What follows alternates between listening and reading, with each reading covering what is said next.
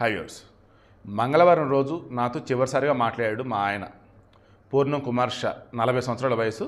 అతనిది వచ్చేసి పశ్చిమ బెంగాల్. ఆల్రెడీ ఆర్మీలో దాదాపు 14 సంవత్సరాల పైబడి చేస్తున్నాడు. ఇతనికి ఒక భార్య పేరు రజని. ఆమె ఇప్పుడు గర్భంతో ఉంది. ఆల్రెడీ వాళ్ళకి మొదట ఒక పాప. ఆ పాప వయసు వచ్చేసి 6 సంవత్సరాలు. గర్భంతో ఉంది కదా.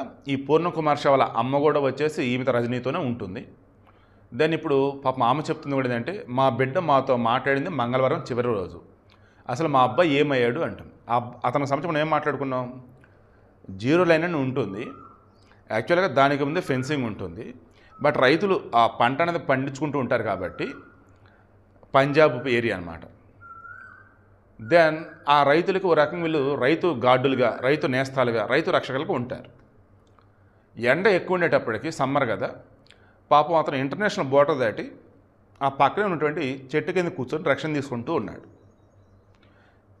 పాపం ఎండ అలసిపోయి ఉన్నాడు, కూసింత నిద్రపెట్టి ఉండొచ్చు.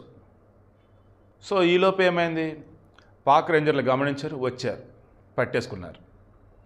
అతను ఆచూకీ చెప్పండి అని చెప్పేసి మన బీఎస్ఎఫ్ వాళ్ళు, ఆర్మీ వాళ్ళు అడుగుతూనే ఉన్నారు పాకిస్తాన్ వాళ్ళు. అదే సమయంలో పహల్గామ్ ఘటన జరిగి ఉండటం. ఈలోపు మన వాళ్ళు వచ్చేసి పాకిస్తాన్కి తాట తీస్తానని హెచ్చరించడం. ఈలోపు భారతీయ జవాన్లకు దొరకటం. బుధవారం, గురువారం, శుక్రవారం, శనివారం. సో ఆల్మోస్ట్ 98 గంటలు దాటేసింది. ఇది ఆదివారం అంటే 100 గంటలు దాటేసింది. అతను ఆచూకీ ఇంతవరకు తెలియలే. ఆర్మీ వాళ్ళు బీఎస్ఎఫ్ చర్చలు జరుపుతూనే ఉన్నారు.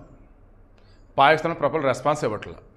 అతను చంపేశారా, లేదు బ్రతికే ఉంటే అదుపులోకి తీసుకున్నారా ఏంటి తెలియాలి. మరలా చెప్తాం కదా, పాకిస్తాన్ అంత లేకిగాళ్ళు, గలీజుగాళ్ళు, రోతగాళ్ళు, అసలు ఏమాత్రం సిగ్గు, శరం, నీతి, ధర్మ, న్యాయం తెలియనటువంటి వాళ్ళు ఈ భూప్రపంచంలో ఎవరూ ఉండరు.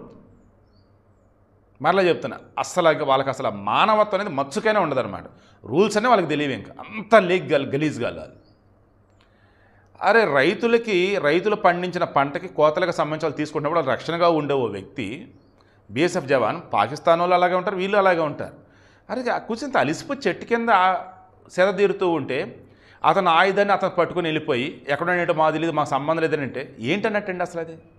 దట్టు గర్భంతో ఉంది పాపం ఆమె. ఇప్పుడు ఏమంటుంది, నాకు ఎవరు సరిగ్గా సమాధానం చెప్పట్లేదు, నేను వచ్చేసి రాష్ట్రపతిని కలుస్తా, ప్రధానమంత్రిని కలుస్తా, నా వల్ల అవ్వట్లేదని అంటుంది. ఆమెకు సరిగ్గా సమాధానం చెప్పేవాళ్ళు లేరంటే పాపం. ఇప్పుడు మన వాళ్ళు అంతేమో పహల్గామ్ దాడి గురించి మాట్లాడుకుంటున్నారు. ఇప్పుడు బీఎస్ఎఫ్ ఏమైనా వెళ్ళాడు. ఏమనుకుంటారంటే జనరల్గా ఇక్కడ అసలకే లేనిపోయిన తలనొప్పుల మధ్య ఉంటే వెళ్ళి అటే వెళ్ళాలి ఇతను అని అనుకునే వాళ్ళు ఉంటారు. ఇంత మూర్ఖంగా వెళ్ళాడు ఏంట్రా అని అనేవాళ్ళు ఉంటారు. ఇది లేనిపోయిన తలనొప్పులు ఇచ్చాడు ఏంట్రా అనేవాళ్ళు ఉంటారు. ఇప్పుడు ఇతని కోసం మనకనే కాంప్రమైజ్ అవ్వాల్సి వస్తే అది కరెక్ట్ కాదు కాబట్టి పోతే ఒక ప్రాణం అన్నట్టుగా అనుకుని కూడా ఉంటారు. మేబీ చాలా ఉన్నాయండి ఇక్కడ పాపం, ఏమీ అనలేని పరిస్థితి.